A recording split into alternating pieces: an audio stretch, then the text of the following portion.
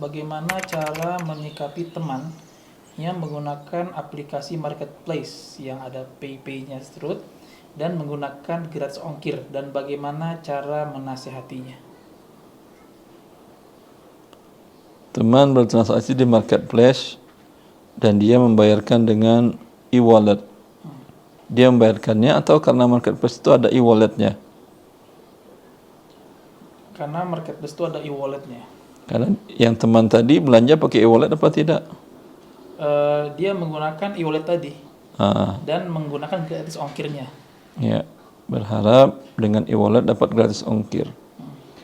Maka pada dasarnya e-wallet bukan uang dia. Namanya pun bukan uang. Dia bukan e-money. E-wallet artinya dompet elektronik. Dompet elektronik itu bentuk kasarnya Anda nitip uang ke teman. Nih saya titipin uang ke Anda. Nanti kalau butuh saya ambil ya. Ya. Tapi selama butuh ini boleh saya pakai? Boleh. Dalam syariat itu nama akadnya bukan nitip, bukan wadiah, tapi qard.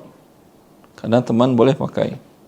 Begitu juga Anda store uang ke perusahaan yang dia miliki e-wallet, dompet elektronik. Anda top up ke rekening mereka, masuk ke rekening mereka, dan itu menjadi milik mereka. Artinya ketika ada pertambahan, ada bunga, itu untuk mereka. Maka itu akadnya adalah qard. Bila akad qard, si mukrid yang megang e-wallet ini, yang melakukan top up ini adalah mukrid, maka tidak boleh dia mengambil manfaat dari qardnya tadi. Ini kelihatan manfaatnya ketika marketplace mengatakan kalau kamu menggunakan e-wallet maka ada gratis ongkir atau ada diskon ini atau diskon itu dan seterusnya. Maka ketika itu dia mendapat manfaat dari qardnya tadi. Ya. Ini berbeda dengan e-money. Kalau e-money itu uang, apalagi yang menerbitkannya adalah lembaga keuangan bank yang diakui oleh Indonesia oleh Bank Sentral Indonesia atau Bank Indonesia. Ya. Maka dia berarti berbuat haram, berbuat riba si teman tadi.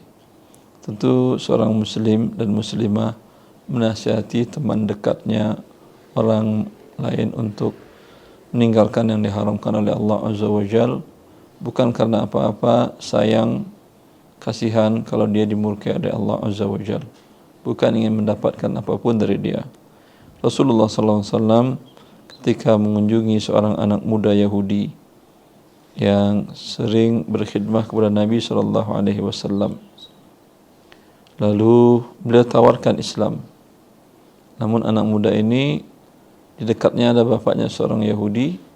Bapaknya kasihan dengan anaknya dan mengatakan, "Ati' Abul Qasim." Ikutin Muhammad Abul Qasim. Lalu anaknya bersyahadat. Ketika itu Rasulullah SAW mengatakan, "Alhamdulillahilladzi anqadhahu bi minan nar." Segala puji bagi Allah yang telah menyelamatkan anak ini melalui perantaraku dari api neraka. Maka tugas seorang muslim yang baik ketika mengingatkan orang-orang yang dicintai dan dekatnya, saudara-saudari muslimahnya, adalah menyelamatkan mereka dari neraka Allah Azza wa Jal. Ya, apalagi mereka adalah orang-orang dekat Anda, orang yang pernah berbuat kebajikan dalam hidup Anda. Tentu Anda tidak ingin mereka dibakar oleh Allah dengan api nerakanya.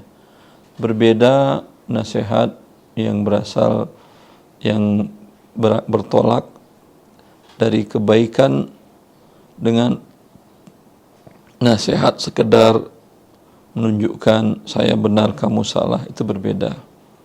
Ya. Semoga niat kita menyampaikan itu adalah untuk menyelamatkan mereka dari neraka Allah Azza wa Jalla.